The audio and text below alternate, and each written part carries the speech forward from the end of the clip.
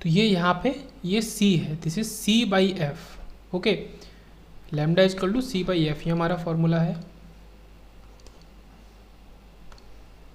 This is c। Okay, F बोलो या nu बोलो, lambda is equal to C by nu, nu is a frequency, या फिर c is equal to lambda nu. अच्छा, इस फॉर्मूले को याद करने का बेसिक क्या है कि आपका जो स्पीड ऑफ लाइट है वो बड़ा एक क्वांटिटी है 3×10⁸, उसको आप अलग रखो, बाकी दोनों को प्रोडक्ट में, वेवलेंथ और फ्रीक्वेंसी प्रोडक्ट है। और अगर ऐसे बोले तो आपका वेवलेंथ और फ्रीक्वेंसी इन्वर्सली प्रोपोर्शनल है, आप ऐसे लिख सकते हो, या nu is inversely proportional to lambda, ऐसे लिख सकते हो, ये सब कुछ सही है। तो यहाँ पे हम लैम्डा को रिप्लेस कर देंगे c बाई एफ, तो हमारा एच टी हो जाएगा c बाई 4f, और ये h क्या है, हाइट ऑफ एंटीना। ये फॉर्मूला निकल के आया। तो ये जो बाकी चीज़ें हैं ये हमारे किसी काम की नहीं थी, मेन हमारा यही फॉर्मूला था। ओके, ये फॉर्मूला निकल के आया, ये यहाँ पे h है। अब सपोज करते हैं इसी फॉर्मूले में रखने के लिए एक फ्रीक्वेंसी लेते हैं, 15 किलोहर्ट्ज़ का हमारा सिग्नल है, तो हम कैलकुलेट करते हैं हाइट ऑफ एंटीना को, this is S T, T क्या है, सबस्क्रिप्ट में, हाइट को ही एस टी लिखा है पूरे को। तो हमने स्पीड ऑफ लाइट लगाया, हमने ये फ्रीक्वेंसी लगाई, 4 लगाया, तो हमारा आंसर आया कि एंटीना की हाइट होनी चाहिए 5 किलोमीटर। 5 किलोमीटर हाइट का आप सोच सकते हैं कि एक एंटीना हम बना रहे हैं, ये एंटीना जो है इसकी हाइट है 5000 मीटर्स। तो इतना बड़ा एंटीना बिल्ड करना इम्पॉसिबल है फिजिकली। सो अब यहाँ पे क्या किया जाए, अब क्योंकि हमको दिख रहा है कि H T is inversely proportional to F, ये दिख रहा है हमको, तो अगर हम एफ को घटा देंगे तो हमारा हाइट बढ़ेगा। अब इसका उल्टा करते हैं, हम f को बढ़ा देते हैं तो हमारा हाइट घट जाएगा। तो अगर हमें एंटीना की हाइट को घटाना है तो हमें फ्रीक्वेंसी को बढ़ाना पड़ेगा, और ये जो फ्रीक्वेंसी को बढ़ाया जा रहा है इसी को मॉड्यूलेशन कहते हैं। तो ये तो क्या है, नोटेशन है कि अगर x लिख रहे हैं तो उसका मतलब है ट्रांस, लाइक ट्रांसड्यूसर, तो ये ऐसे करके। ओके, तो if frequency is increase then height will decrease. एक और एग्जाम्पल लेते हैं, हमने इसी 15 किलोहर्ट्ज़ का जो हमारा सिग्नल था फ्रीक्वेंसी का, उसको एक मॉड्यूलेटर से पास कराया, उसने उसको 1 मेगाहर्ट्ज़ में चेंज कर दिया। अब हम इस 1 मेगाहर्ट्ज़ को यहाँ पे रखते हैं फॉर्मूले में, तो हमारा हाइट आया 75 मीटर्स। वैसे 75 मीटर्स भी काफ़ी बड़ा लेंथ है, फिर भी बनाया जा सकता है, फिजिकली पॉसिबल है एक एंटीना बनाना जिसकी हाइट 75 मीटर है। तो नंबर 1 पॉइंट समझ में आया कि मॉड्यूलेशन की ज़रूरत क्यों है। Okay, transmitting antenna converts. अब जो ट्रांसमिटिंग एंटीना है वो क्या करता है, जो हमने पहले भी देखा था, जो ब्लॉक डायग्राम देखा था वायरलेस वाला, तो converts electrical signal into EM या इलेक्ट्रोमैग्नेटिक वेव्स, जो हमारा है जो फ्री स्पेस में प्रोपोगेट्स कर सकती हैं। तो हमारा इलेक्ट्रिकल सिग्नल है उसको ईएम वेव में चेंज कर देता है, क्या करता है, ट्रांसमिटिंग एंटीना करता है। तो इसीलिए हम ईएमएफटी पढ़ते हैं, ईएमएफटी के अंदर पहले तो ईएम वेव्स को पढ़ते हैं, फिर एंटीना को पढ़ते हैं। And it will propagate through light velocity, और ये लाइट की वेलोसिटी से प्रोपोगेट करता है फ्री स्पेस में। Modulation is a process of increasing. अब चीज़ें क्या है, याद करने की ज़रूरत ही नहीं है। जैसे एग्जांपल देखा एंटीना की हाइट वाला, तो समझ में आ गया कि फ्रीक्वेंसी को बढ़ाना पड़ेगा फॉर्मूले से, एस टी एफ के इन्वर्सली प्रोपोर्शनल है। तो फ्रीक्वेंसी को बढ़ाने की जो प्रोसेस होती है, किसकी फ्रीक्वेंसी, सिग्नल की फ्रीक्वेंसी। ओके, टू किस लिए, to decrease antenna height requirement, उसको हम मॉड्यूलेशन कहते हैं उस प्रोसेस को। अब सेकंड नीड क्या है, मल्टीप्लेक्सिंग, उसको देखते हैं। मल्टीप्लेक्सिंग जो पढ़ी होगी, मल्टीप्लेक्सर पढ़ा होगा डीएलडी में, डिजिटल सर्किट्स में, और मल्टीप्लेक्सिंग के नाम से समझ में आता है कि यहाँ पे हम 1 से ज़्यादा चीज़ को भेजना चाह रहे हैं, किसी उससे मल्टीप्लेक्स कर रहे हैं। Okay, it is a process of transmitting many number of signals through a single channel. हम क्या कर रहे हैं कि एक सिंगल चैनल से, ये चैनल है, सिंगल चैनल से हम बहुत ज़्यादा नंबर ऑफ सिग्नल्स को भेजना चाह रहे हैं। तो जनरली ये पॉसिबल नहीं है बिना मॉड्यूलेशन के। ओके, देखते हैं कैसे एग्जाम्पल में। मान लो एक सिग्नल है ये 0 से ये 500 हर्ट्ज़ इसकी रेंज है। तो एक 100 हर्ट्ज़ पे अगर देखें तो इसकी हाइट है 5। सिमिलरली ये सिग्नल है 100 हर्ट्ज़ पे देखें तो इसकी हाइट है 7। अगर हम बिना मॉड्यूलेशन के इनको भेजते हैं तो हमारा जो रिजल्टेंट होगा बोथ का वो 0 से 500 के बीच में ही होगा, क्योंकि 500 के बाद वैल्यू 0 है सिग्नल की। बट यहाँ पे इंटरफेरेंस की वजह से हमें न्यू सिग्नल मिल रहा है जो कि हमारा इरिवर्सिबल है, और ये हमें नहीं चाहिए, ये अनवांटेड है। इसकी 100 हर्ट्ज़ पे वैल्यू जा रही है 12, जो कि हमारे ओरिजिनल दोनों सिग्नल में किसी में भी नहीं थी। अब हम बात क्या करते हैं, अगर हम इसी सिग्नल को मॉड्यूलेशन करके, मतलब क्या है कि एक सेंटर फ्रिक्वेंसी ली FC1 जो कि काफ़ी बड़ी है, तो हमने इसको ऐसे बनाया, इस सिग्नल को हमने ऐसे बनाया FC2 और इसको एक साथ भेजने की कोशिश करिए चैनल से, तो हमारा कुछ ये ऐसा दिखेगा। मतलब दोनों के बीच में इंटरफेरेंस नहीं हो रहा। अगर इसका जो 100 हर्ट्ज़ पे हम देखेंगे, जो भी मतलब इसको मान लो ये 0 है तो इसके रेफरेंस में 100 हर्ट्ज़, तो वो हमारा 5 होगा। अगर इसको मान लिया ये 0 है तो इसके रेफरेंस में 100 हर्ट्ज़ हमारा होगा, वो हमारा 7 यहाँ पे होगा। तो ऐसे हमें पता चल रहा है कि इंटरफेरेंस नहीं हो रहा। ये किस वजह से हुआ? एक सेंटर फ्रिक्वेंसी ली जो कि काफ़ी बड़ी है। ओके, ये मॉड्यूलेशन की वजह से हुआ। तो मॉड्यूलेशन की वजह से हम ऐसा कर पा रहे हैं। अब आगे देखते हैं फोरियर ट्रांसफॉर्म। तो हमारा सिग्नल है, ये पूरा सिग्नल सिस्टम के अंदर की चीज़ है जो आनी चाहिए। ओके, हमारा सिग्नल है XT, इसका फोरियर ट्रांसफॉर्म किया तो हमारा फ्रिक्वेंसी डोमेन में बन गया XF। ओके, तो XF का फॉर्मूला -इन्फिनिटी से इन्फिनिटी XT इंटू e⁻j2πft या फिर j e⁻j भी बोल सकते हैं, क्योंकि ओमेगा इज 2πf। ओके, इस तरीके से फॉर्मूला तो याद रखेंगे। Is use to find frequency present in the given time domain. तो हमारा जो टाइम डोमेन है उसके अंदर फ्रिक्वेंसी जो हमारी प्रेजेंट है, अब टाइम डोमेन को पहले कन्वर्ट करेंगे फ्रिक्वेंसी डोमेन में, वो कैसे करेंगे? फोरियर ट्रांसफॉर्म की मदद से। इसीलिए हम इसको यूज़ करते हैं। Okay, Fourier transform is use to find frequency present in the given time domain signal, मतलब सिग्नल का जो टाइम डोमेन है। तो ये हमारा एक सिस्टम है, ये सिस्टम है, ये XT हमारा सिग्नल है, एक ST हमने सिस्टम लिया, इसका ट्रांसफर फंक्शन ST है YT। तो YT is XT convolution ST। और सेकंड चीज़ क्या है कि YF is XF multiplication HF। एक बहुत ही इंपॉर्टेंट प्रॉपर्टी हुआ करती थी कि convolution in time domain is equal to multiplication in the frequency domain. तो कन्वोल्यूशन थोड़ा सा हार्ड है करना और मल्टीप्लिकेशन ईजी है, इसीलिए हम फोरियर ट्रांसफॉर्म का यूज़ करते हैं। कि आपको अगर सिग्नल XT और YT दिया है, उसका कन्वोल्यूशन निकालना पड़ रहा है, तो आप क्या करो, उनका फ्रीक्वेंसी डोमेन में लिख लो, मतलब उनका फोरियर ट्रांसफॉर्म लिख लो और उनका डायरेक्ट मल्टीप्लाई कर दो, आपको YF मिल जाएगा। YF का वापस क्या कर दो, इन्वर्स फोरियर ट्रांसफॉर्म, तो आपको YT मिल जाएगा। तो आपको कन्वोल्यूशन नहीं करना पड़ेगा। एग्जाम्पल सिंक X और सैम्पलिंग X। अब ये दोनों यहाँ पे यूज़ होते हैं, इसलिए हम इसको लिख रहे हैं। तो sink X sine pi x/πx होता है, और सैम्पलिंग हमारा जो बेसिक सैम्पलिंग होता है, सैम्पलिंग के अंदर से हमारा सिंक निकलता है। तो साइन x/x सिंपल सा, अगर उसमें साइन πx/πx कर दें तो वो सिंक फंक्शन बन जाएगा। सिग्नल की बैंडविड्थ देखें अगर, तो highest positive frequency minus lowest positive frequency. तो ये बहुत इंपॉर्टेंट चीज़ है कि सिग्नल की बैंडविड्थ की अगर बात कर रहे हैं तो हमारा हाईएस्ट पॉजिटिव फ्रीक्वेंसी उससे माइनस करेंगे लोएस्ट पॉजिटिव फ्रीक्वेंसी को ही। तो चैनल बैंडविड्थ हमारा जो होता है वो सिग्नल बैंडविड्थ से बड़ा होना चाहिए, मतलब ये बड़ा है हमने लिखा है और होना चाहिए। अब वो तो ऑब्वियस ही बात है कि सिग्नल हमारा ऐसा है ये, तो जो चैनल है वो चैनल मान लो कुछ ये, तो चैनल तो बड़ा होगा। अगर छोटा हो जाएगा, मान लो ये चैनल हमने ले लिया, तो हमारा ये सिग्नल जो है इधर का ये छूट जाएगा। तो चैनल बैंडविड्थ हमेशा सिग्नल बैंडविड्थ से बड़ी होनी चाहिए।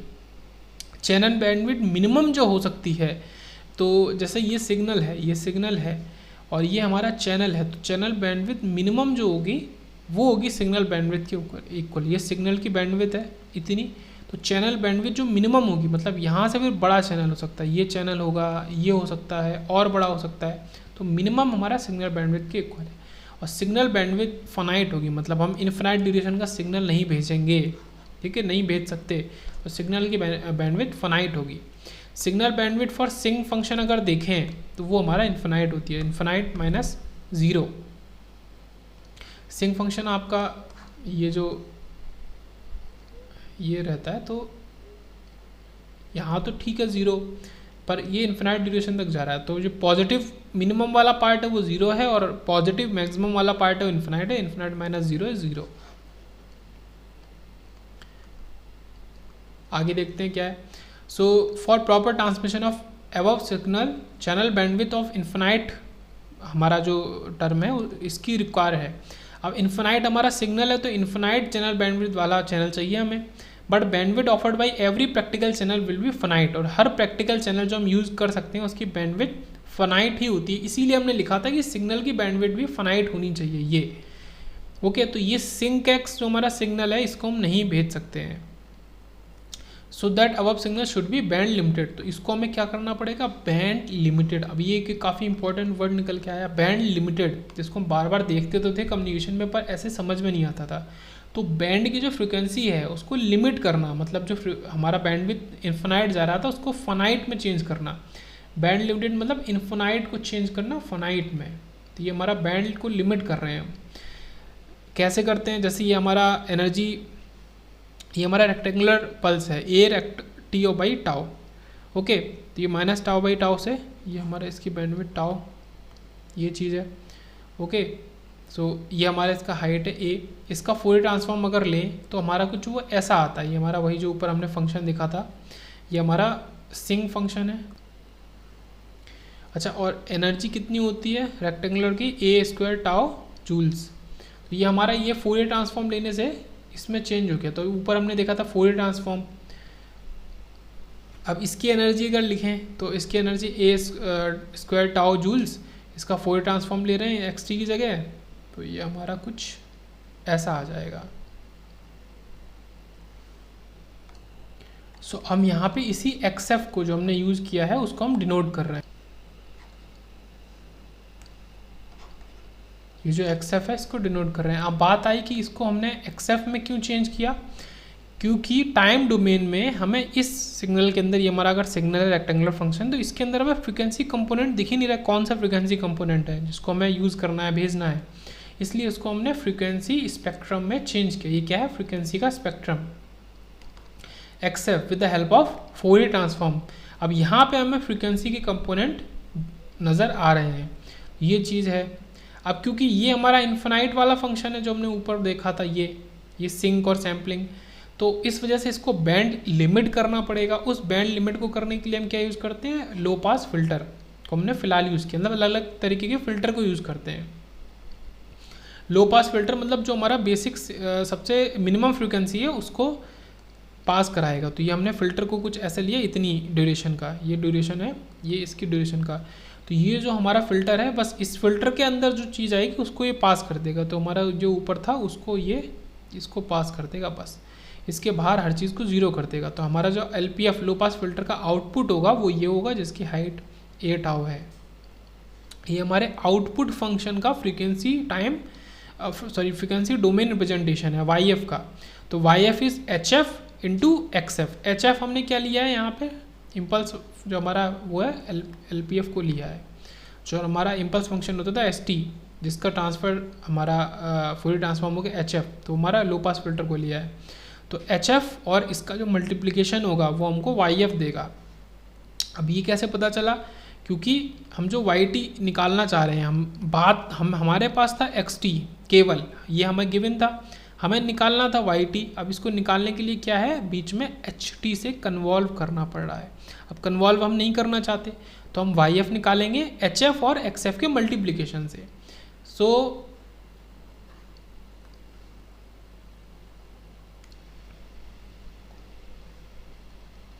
ये जो सिग्नल है और इसको मल्टीप्लाई करेंगे, क्योंकि लो पास फिल्टर इसके बाहर ज़ीरो है, तो आउटपुट में भी ये सब चीज़ हमें बाहर की ज़ीरो ही आएगी। तो ये जो हमारा बाहर का हो गया, ये सब बेकार हो गया, ये सब किसी काम का नहीं है ये सब।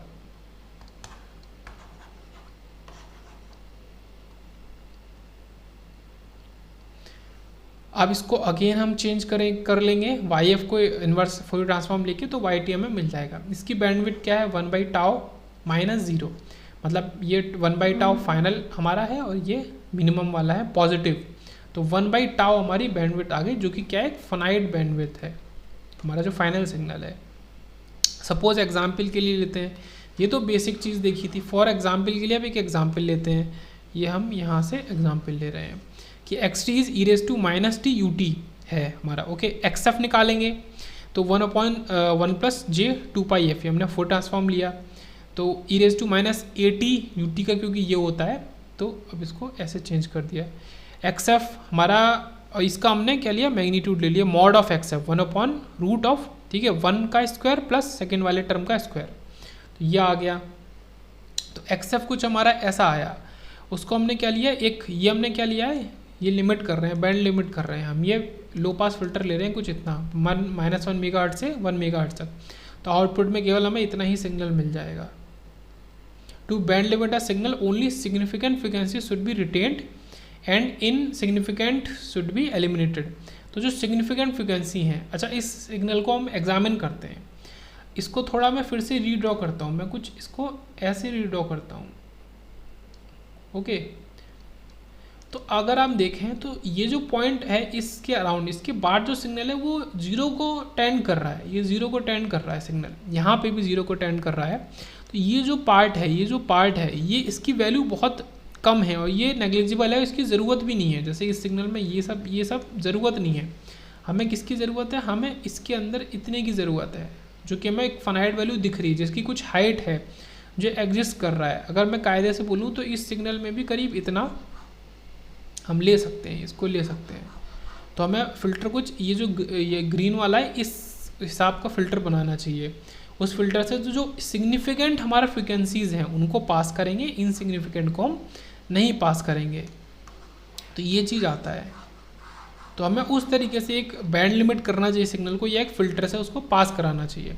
सिग्निफिकेंट फ्रिक्वेंसी कंटेंट्स हमारा 95 से 99% होना चाहिए total strength of the given signal का। तो वही वाली बात कि यहाँ पे जो सिग्नल आ रहा है इसको अगर यूँ कर दो, इसको यूँ कर दो, तो ये जो सिग्नल का जो मेजोरिटी का पार्ट है, तो करीब 95 से 99% ये हमारा लो पास फिल्टर इसी में कवर कर लेगा। ये जो थोड़ा बहुत बचा है ये 1% होगा, 2% होगा, 4 to 5% होगा मैक्स, ये बचा हुआ है।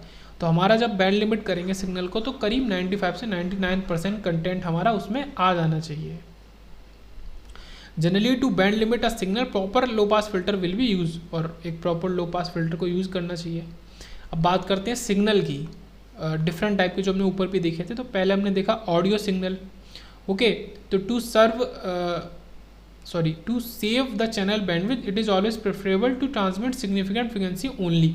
तो चैनल की बैंडविड्थ को सेव करने के लिए, बैंडविड्थ क्या है?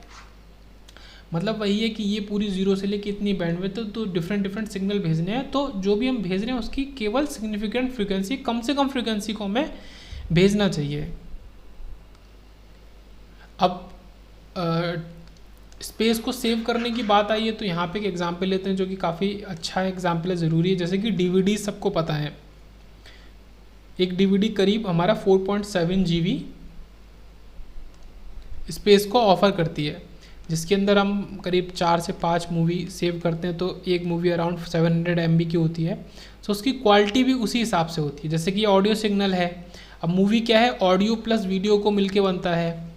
क्योंकि वीडियो की फ्रिक्वेंसी कुछ मेगाहर्ट्ज़ में होती है, तो और उसकी स्पेस के लिए वो MBs में जाता है, इतना है।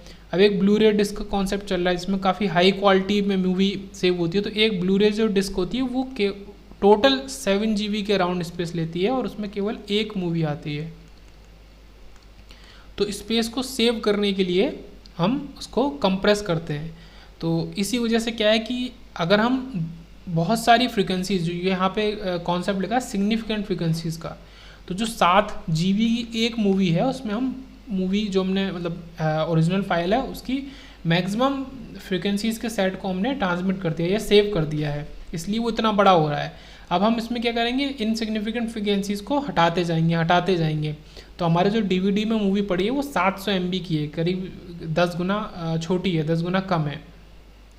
तो हमने क्या किया कि जो DVD में मूवी डालने हैं तो हम सिग्निफिकेंट फ्रिक्वेंसीज़ को उसमें से हटा दिया है।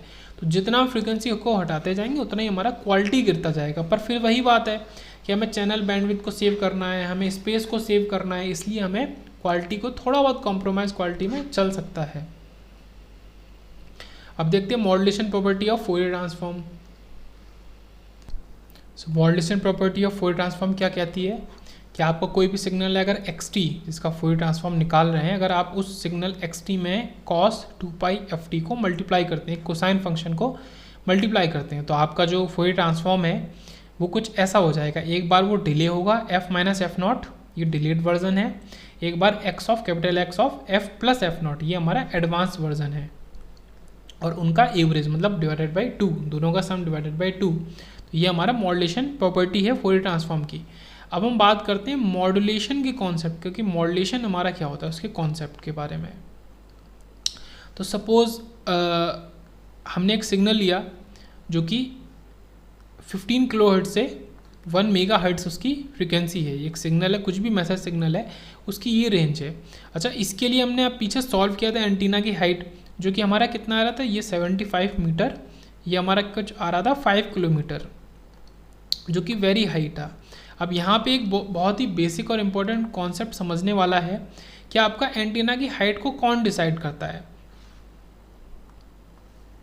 अब ये जो सिग्नल है, आप इसमें से बताइए कि आप कौन सी वाली एंटीना की हाइट को लेंगे, 5 किलोमीटर या 75 मीटर या दोनों का एवरेज या कुछ भी। तो यहाँ पे एक इम्पॉर्टेंट चीज़ है कि अगर आप 75 मीटर का एंटीना ले लेंगे, अब वो 1 मेगाहर्ट्ज़ को तो पास कर देगा, पर वो क्या 15 किलोहर्ट्ज़ के सिग्नल को पास कर पाएगा, नहीं कर पाएगा।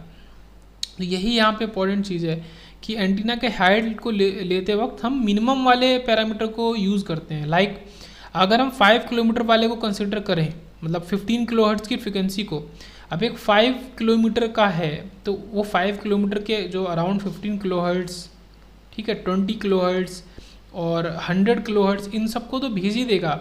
इससे और बहुत ज़्यादा लाइक 1 मेगाहर्ट्ज़ इसको भी वो सेंड कर देगा, क्योंकि जिसका काम तो 75 मीटर से चल रहा था, हमने तो उससे बहुत ज़्यादा बड़ा ले लिया एंटीना, तो काम कर जाएगा। तो एंटीना की हाइट को देखते टाइम पे मिनिमम फ्रीक्वेंसी को देखा जाता है, मतलब जो हमारा मिनिमम फ्रीक्वेंसी है 15 किलोहर्ट्ज़, इसके लिए जो हमारा एंटीना की हाइट रिक्वायर्ड होगी वो पूरे ओवरऑल इस बैंड के लिए रिक्वायर्ड होगी। तो यहाँ पे एंटीना बन गया प्रॉब्लम, क्योंकि भाई 5 किलोमीटर लंबा एंटीना तो नहीं बन सकता है। अगर हम टाइम ड्यूरेशन लेते हैं इस एम्प्टी सिग्नल की 1 माइक्रोसेकेंड, तो हमारा ये 1 किलोहर्ट्ज़ हो गया टाइम, ठीक है, 1/टाउ, 1 किलोहर्ट्ज़ माइनस 1 किलोहर्ट्ज़ से 1 किलोहर्ट्ज़। अब ये कैसा सिग्नल होता है, ये एक लो पास सिग्नल है, इसको लो पास क्यों बोलते हैं वो भी देखते हैं। अब क्योंकि हमने क्या बात करी थी कि एंटीना की हाइट को हम मिनिमम वाले पैरामीटर को देखते हैं। मान लो यहाँ ये जो पूरा ये MF है, यहाँ पे एक फ्रीक्वेंसी है जो कितनी होगी, क्योंकि ये 1 किलोहर्ट्ज़ यहाँ पे है, तो ये मान लो होगी 0.1 किलोहर्ट्ज़। अब 0.1 किलोहर्ट्ज़, यहाँ तो 15 किलोहर्ट्ज़ के लिए 5 किलोमीटर का एंटीना चाहिए था, 0.1 किलोहर्ट्ज़ के लिए तो 50 किलोमीटर या उससे ज़्यादा बड़ा एंटीना चाहिए। अभी क्योंकि पूरा सिग्नल, ये पूरा ही सिग्नल है हमारा, इसको पास कराना है और हमें एंटीना की हाइट को लेने के लिए मिनिमम देखना पड़ता है। तो मिनिमम कुछ मान लिया 0.1, तो एंटीना की हाइट यहाँ पे बहुत बड़ी प्रॉब्लम है। तो ये एक पॉइंट समझ में आया।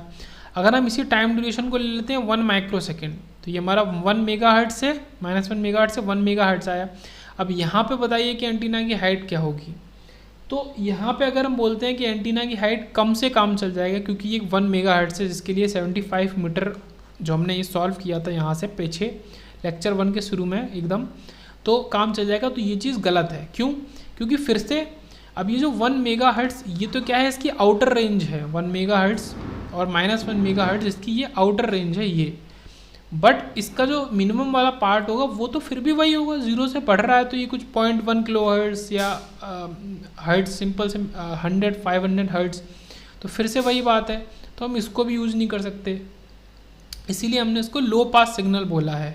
ओके, क्योंकि हम लो वाली फ्रीक्वेंसी से डिसाइड करते हैं एंटीना की हाइट को। तो हम कैसे इसको कर सकते हैं, क्योंकि इसकी सेंटर फ्रीक्वेंसी 0 है। अगर हम अपने MF सिग्नल को एक ऐसे सिग्नल से पास कराएं जिसकी सेंटर फ्रीक्वेंसी कुछ FC1 हो, कुछ भी हो, जो कि काफ़ी हाई है, FC1 इज़ वेरी हाई। अगर सेंटर फ्रीक्वेंसी हाई होगी तो इसका जो मिनिमम वाला होगा ये भी वैल्यू बहुत हाई होगी, क्योंकि 0 यहाँ है। अगर ये हाई हो गया तो फिर लेस एंटीना की हाइट से हम इसको ट्रांसमिट कर सकते हैं। तो यहीं से कॉन्सेप्ट निकल के आया कैरियर सिग्नल का, जो कि होता है CT।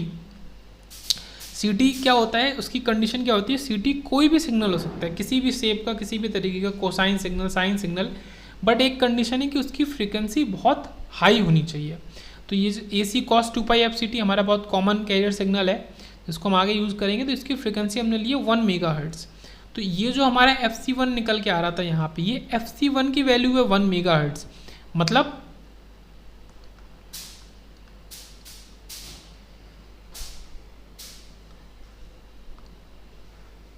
तो ये जो सिग्नल है 1 मेगाहर्ट्ज़, इसका इनिशियल वैल्यू होगी, इनिशियल वैल्यू, और फाइनल वैल्यू, क्योंकि मिडिल के इधर ले रहे हैं 1 तो इधर भी 1, तो 2 मेगाहर्ट्ज़। तो हमारा जो सिग्नल था यहाँ से -1 से 1 तक, इसको या फिर -1 मेगाहर्ट्ज़ से 1 मेगाहर्ट्ज़ तक, और इसको हमने क्या बना दिया, इसकी भी ड्यूरेशन कितनी थी 2 मेगाहर्ट्ज़, पर हमने सेंटर फ्रिक्वेंसी बदल दी, हमारा 0 की जगह अब ये बदल गया, तो ये 1 मेगाहर्ट्ज़ से 2 मेगाहर्ट्ज़ हो गया।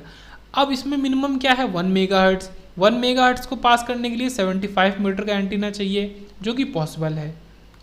तो ये चीज़ समझ में आई कि हम कैरियर सिग्नल को कैसे यूज़ कर रहे हैं और मॉड्यूलेशन को कैसे यूज़ कर रहे हैं, कैसे कर रहे हैं परफॉर्म। तो ये हमारा सिग्नल हमने कैसा लिया, empty, this is empty. Actual में ये सीटी है हमारा, ये जो कोसाइन सिग्नल है ये है। तो कुछ ऐसा सिग्नल है ये जिसकी हमने मैक्सिमम हाइट एसी ली, और ये हमारा माइनस एसी से एसी के बीच में हमारा ये साइनसॉइडल सिग्नल ऐसे चल रहा है। तो इसका हम फ्रीक्वेंसी स्पेक्ट्रम में लिखेंगे। तो ये हमारा 0, ये माइनस एफ सी जिसकी हाइट AC/2, ये AC/2, ये भी हाइट सेम ही है, ये एफ सी पे लोकेटेड है, ये फ्रीक्वेंसी डोमेन में हो गया।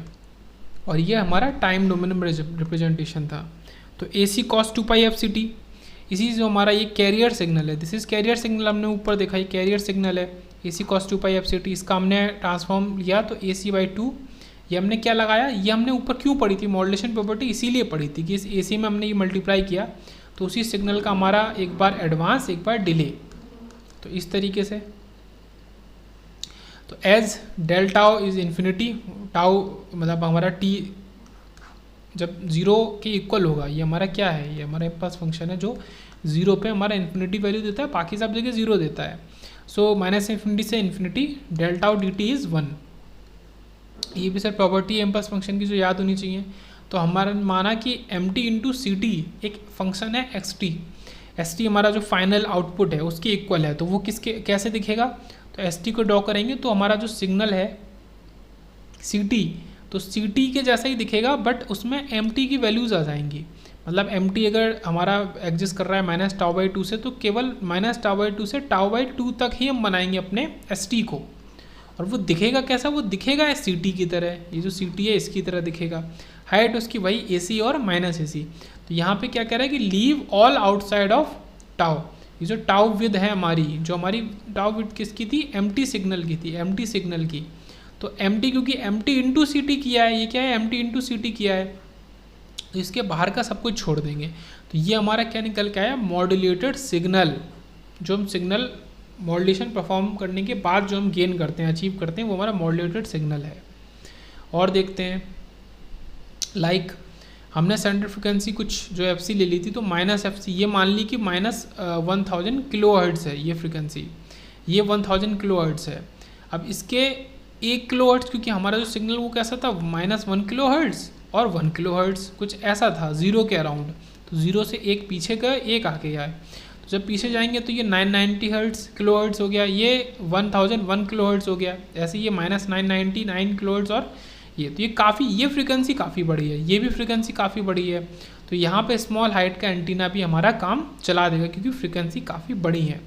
तो अब समझ में आएगा कि कैरियर सिग्नल और मॉड्यूलेशन हम कैसे करते हैं, कैरियर सिग्नल का यूज़ कैसे करते हैं, मॉड्यूलेशन कैसे करते हो, क्यों करते हैं, ये सब चीज़ें अब समझ में आई होंगी।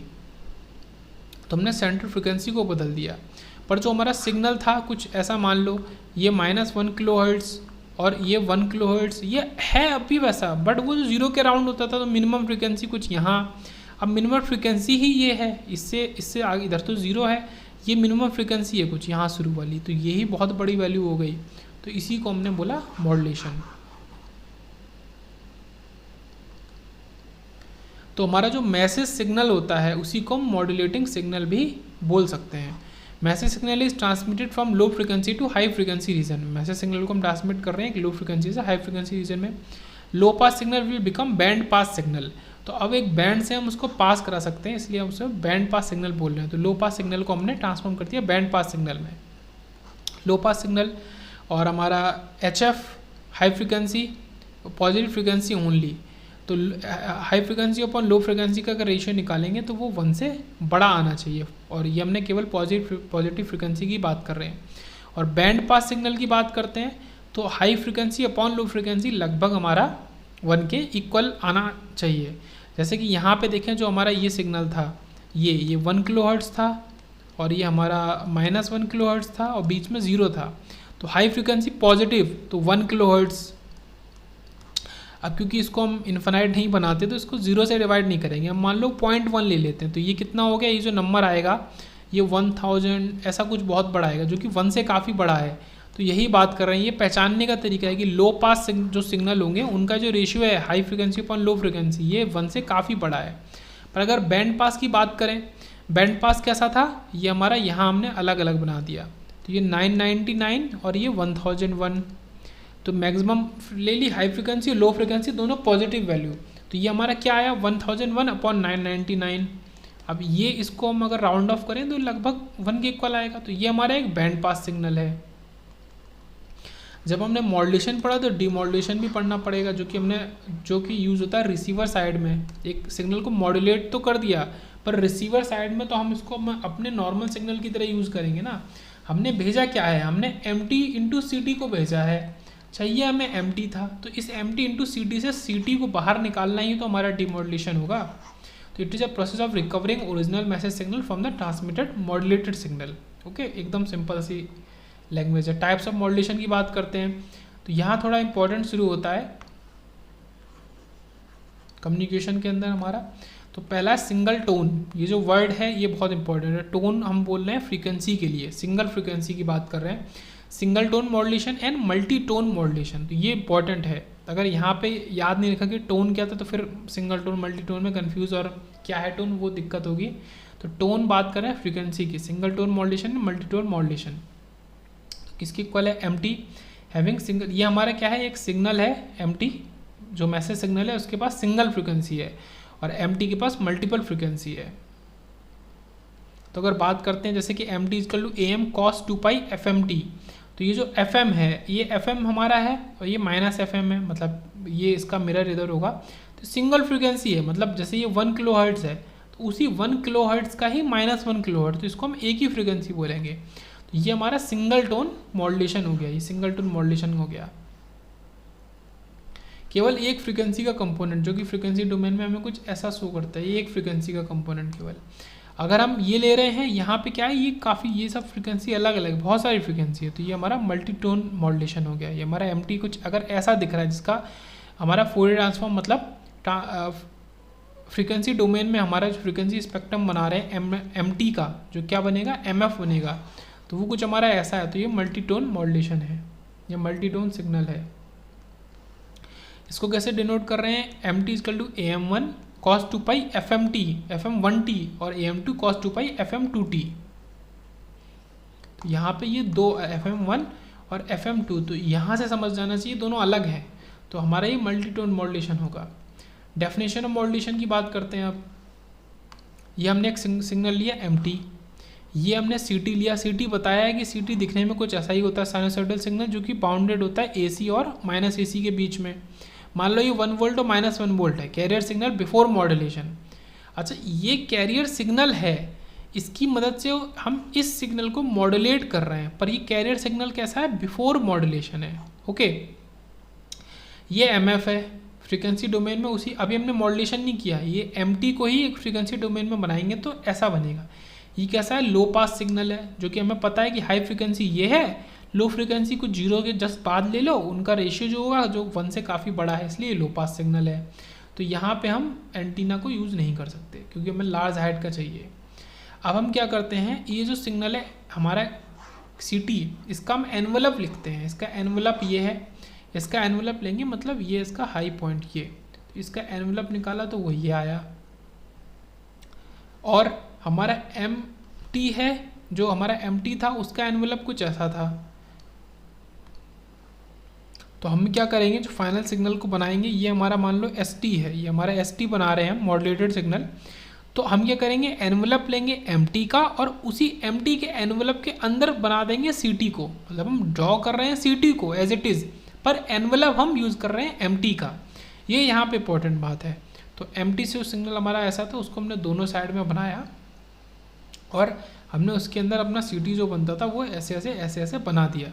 तो सिंपल है, हम सिंपल कर क्या रहे हैं, MT के एनवलप को यूज़ कर रहे हैं और उसके अंदर ड्रॉ क्या कर रहे हैं, ड्रॉ कर रहे हैं CT को।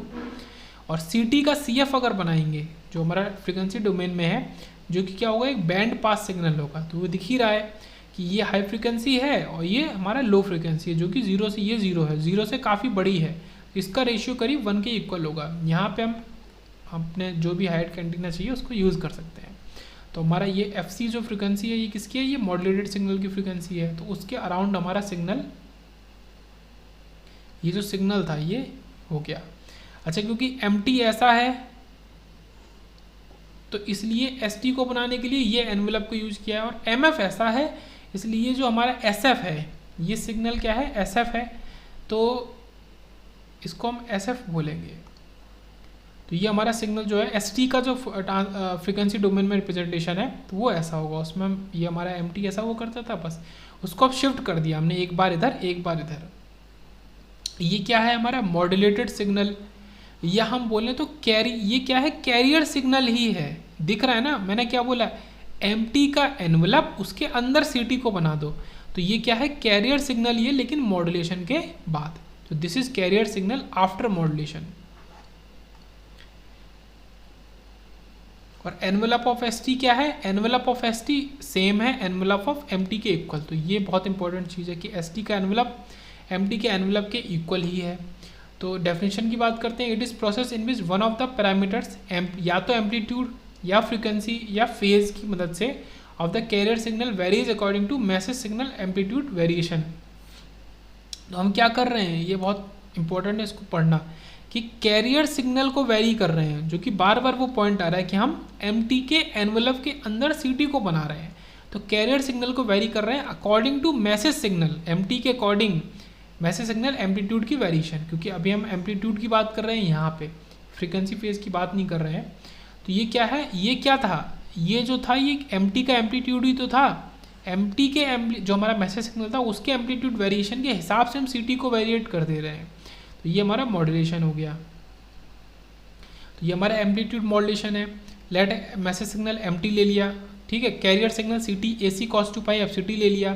तो यहाँ पे इंपॉर्टेंट चीज़ क्या है, पहली चीज़ तो क्या है कि एफ सी क्या होगा ये देखना, ये, और दूसरा मल्टीप्लेक्सिंग नहीं हो सकता यहाँ पे, क्योंकि केवल एक ही फ्रीक्वेंसी है, सिंगल टोन सिग्नल है, ये सिंगल टोन मॉड्यूलेशन हो रहा है, तो मल्टीप्लेक्सिंग यहाँ पे नहीं होगी।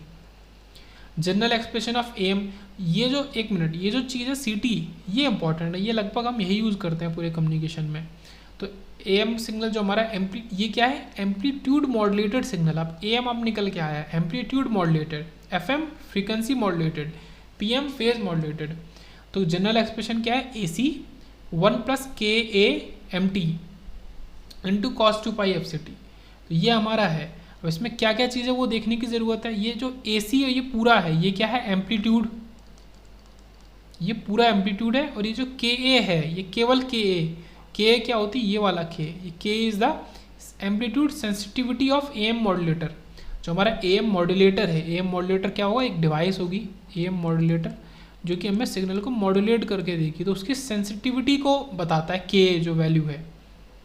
एम टी क्या है, दिस इज एम टी, ये हमारा है मैसेज सिग्नल।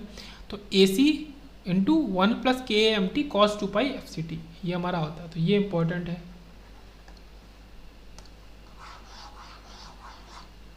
ये इंपॉर्टेंट है। तो एस ए एम हमारा जो मैसेज सिग्नल, सॉरी जो आउटपुट सिग्नल है हमारा मॉड्यूलेटेड सिग्नल है, जिसको हम एस टी लिखते हैं, जिसको हम क्या लिखते हैं, एस टी, उसका फ्रीक्वेंसी डोमेन में S capital S A M T, मतलब अभी तो इसी टाइम डोमेन में है, A C cos two pi F C T plus A C, इसको हमने अलग अलग कर लिया, A C K M T cos two pi F C T. तो अब इसको जब अलग अलग किया तो यहाँ से दो चीज़ निकल के आए। पहला तो हमारा क्या जो निकल के आया है वो कैरियर ही है, और दूसरा जो निकल के आया है वो ए C K M T cos two pi F C T, ये मॉड्यूलेटेड टर्म है जो हमने मॉड्यूलेट करके निकाला है। तो जो पहला टर्म है don't have any message information, तो इसके पास कोई भी मैसेज की इन्फॉर्मेशन नहीं है।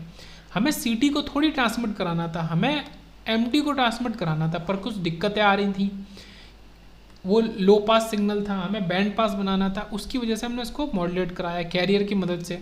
बट ये जो सिग्नल है इसकी ज़रूरत है ही नहीं इसके अंदर, क्योंकि मॉड्यूलेटेड मैसेज इन्फॉर्मेशन नहीं है, तो इसको हम नेगलेक्ट कर सकते हैं, इसको हटा सकते हैं, तो हम इसको यूज़ कर सकते हैं। तो हम एक्चुअली में यही करेंगे, कोशिश करेंगे कि इसको हटा दें, केवल इसको ट्रांसमिट कराएं। पर अभी तो लिखने के लिए क्या है कि S A M T is C T plus K M T C T. अब ये क्या है, ये क्या है, ये फिर से ये और ये फिर से सी टी है, सेम वही, तो के ए इंटू एम टी। तो यहाँ पे क्या अलग आ रहा है, ये चीज़ अलग आ रही है, सी T plus K M T C T. इसको शॉर्ट में लिखें तो हमारा सी टी और 1 प्लस के ए एम टी, मतलब ये जो ऊपर लिखा था ये, तो ये थोड़ा सा बड़ा हो रहा था, इसको और आसानी से ऐसे याद कर सकते हैं कि S A M T is C T 1 plus K M T, और सी टी की वैल्यू आप लगा दो, सी टी आपको पता है A C cos 2 pi F C T, तो ये याद रहेंगे। तो सी T 1 plus K M T, तो ये हमारा निकल के आया इसका फाइनल एक्सप्रेशन। Lecture 1 ends.